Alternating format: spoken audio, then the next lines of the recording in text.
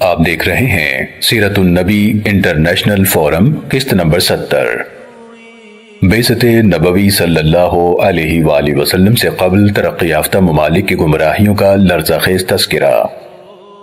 مزید آگے بڑھنے سے قبل ہمارے چینل کو سبسکرائب کر لیجئے اور بیل کے بٹن کو دبا دیجئے تاکہ آپ کو آنے والی ہر نئی ویڈیو کی بر وقت اطلاع ہو سکے۔ بدھ مت اور جین مت، حصہ سوئم۔ ان کے لٹریچر کے مطالعے سے پتہ چلتا ہے کہ وہ اس معنی میں کسی کو خدا نہیں مانتے تھے کہ وہ اس کائنات کا خالق و مالک اور شؤون کائنات نیک و بد کی تدبیر فرما رہا ہے، لیکن دیوتاؤں کے وجود سے انہیں بھی انکار نہیں۔ ہندوؤں کے کئی دیوتاؤں کو بھی مانتے تھے اور انہوں نے اپنے مخصوص دیوتا بھی مقرر کر رکھے تھے۔ جنگ کا دیوتا جس کو برہمن اندرا کہتے تھے، اس کو بدھ مت میں سکا کے نام سے یاد کیا جاتا ہے۔ صحیح بات یہ ہے کہ نہ وہ خدا کے وجود پر ایمان لانے کو ضروری سمجھتے تھے اور نہ کسی کو خدا ماننے کو وہ ضروری سمجھتے تھے۔ ان کا تعلق لا ادری فرقے سے تھا، جن سے جو بات پوچھی جائے ان کا ایک ہی جواب ہوتا ہے کہ میں نہیں جانتا۔ خدا کے وجود اور عدم وجود دونوں کے بارے میں ان کا یہی جواب تھا کہ ہم نہیں جانتے۔ گوتم نے جو فلسفہ پیش کیا اس کا اہم نقطہ یہ تھا کہ روح کا کوئی وجود نہیں۔ جس چیز کا وجود ہے وہ مادہ ہے جو ہر لحظہ اپنی شکل بدلتا رہتا ہے۔ پھلنے پھولنے، مرجھا جانے اور کھل اٹھنے کا عمل اس میں جاری رہتا ہے۔ اس کے نزدیک کسی شخص کی ذات کا بھی کوئی وجود نہیں۔ چند صفات اور خصوصیات جب جمع ہو جاتی ہیں تو ایک ذات بن جاتی ہے۔ جب وہ صفات بکھر جاتی ہیں تو وہ ذات بھی فنا ہو جاتی ہے۔ لیکن حیرت اس بات پر ہے کہ گوتم ایک طرف تو روح کے وجود کا انکار کرتا ہے اور ساتھ ہی تاریخ کے نظریے کا قائل بھی ہے، حالانکہ اس نظریے کے ماننے والوں کے نزدیک موت کے وقت جسم فنا ہو جاتا ہے اور روح باقی رہتی ہے۔ پھر یہ روح کسی دوسرے قالب میں منتقل ہو جاتی ہے۔ موت کے ہاتھوں جب یہ دوسرا قالب ٹوٹ پھوٹ جاتا ہے تو وہی روح اپنے ظہور کے لیے کسی اور قالب کا لباس پہن لیتی ہے۔ ہندوؤں کے نزدیک تو تناسخ کا چکر لامتناہی ہے، لیکن گوتم بتاتا ہے کہ اگر انسان اپنے جنم میں میرے بتائے ہوئے راستے پر عمل کرتے ہوئے نروان حاصل کر لے تو اس کو تناسخ کے چکر سے نجات مل جاتی ہے۔ اسے ہر نئی ولادت کے وقت جس درد ذیل سے دوچار ہونا پڑتا ہے اس سے وہ ہمیشہ کے لیے چھٹکارا پا لیتا ہے۔ گوتم کے نزدیک خواہش اور طلب تمام برائیوں کی جڑ ہیں۔ ان کو کلیتاً ترک کر دینے سے اطمینان حاصل ہو جاتا ہے، جسے ان کی اصطلاح میں نروان کہتے ہیں۔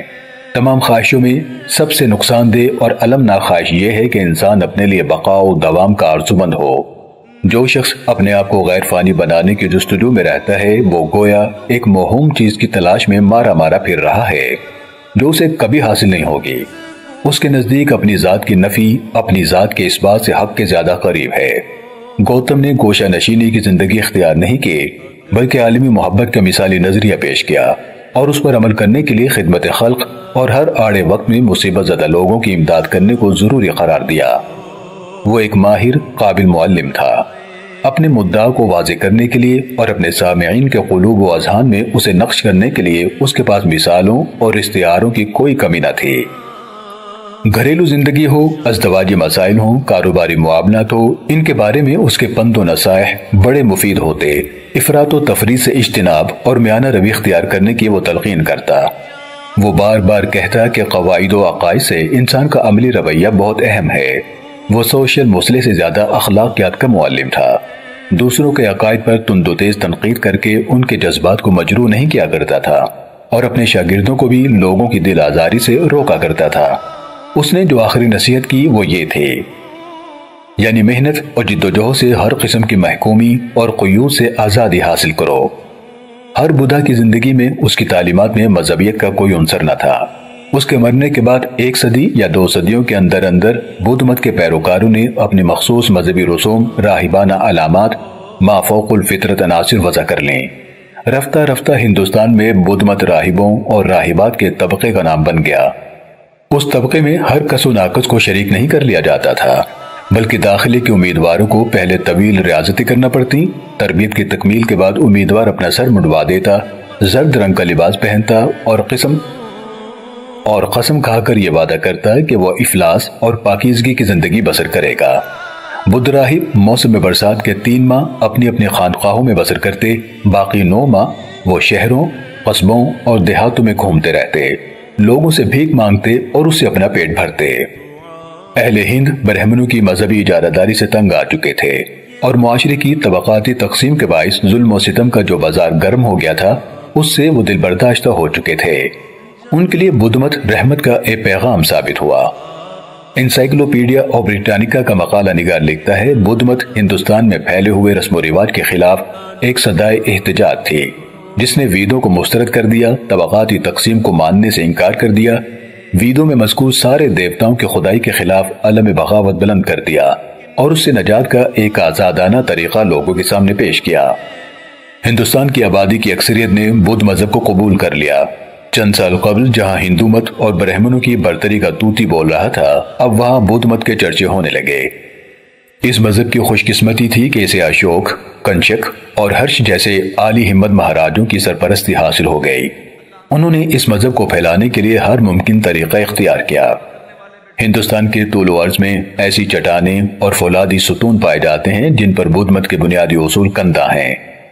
جو شخص بھی ان چٹانوں یا ان فولادی لاٹوں کے پاس سے گزرتا وہ بدھ کی تعلیمات کا مطالعہ کرتا، ان سے متاثر ہوتا اور اس کا مذہب قبول کر لیتا۔ اشوکا نے صرف اسی پر اکتفا نہیں کیا بلکہ اس نے مختلف ممالک میں تبلیغی وفود بھی بھیجے۔ لنکا میں جو وفد اس مقصد کے لیے بھیجا گیا اس کا سربراہ اشوکا کا لڑکا تھا۔ اس وفد نے وہاں کے بادشاہ کو بدھ مت قبول کرنے کی دعوت دی۔ بادشاہ اس وفد کی تبلیغ سے اتنا متاثر ہوا کہ اس نے بدھ مت قبول کر لیا۔ اپنے بادشاہ کی پیروی کرتے ہوئے لنکا کے بے شمار لوگ اس مذہب میں داخل ہو گئے۔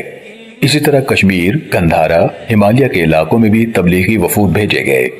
مغربی ہند، جنوبی ہند، برما، ملایا اور سماٹرا تک ایسے مبلغین کی جماعتیں بدھ مت کے پرچار کے لیے بھیجی گئیں اور اکثر علاقوں میں انہیں شاندار کامیابیاں بھی حاصل ہوئیں۔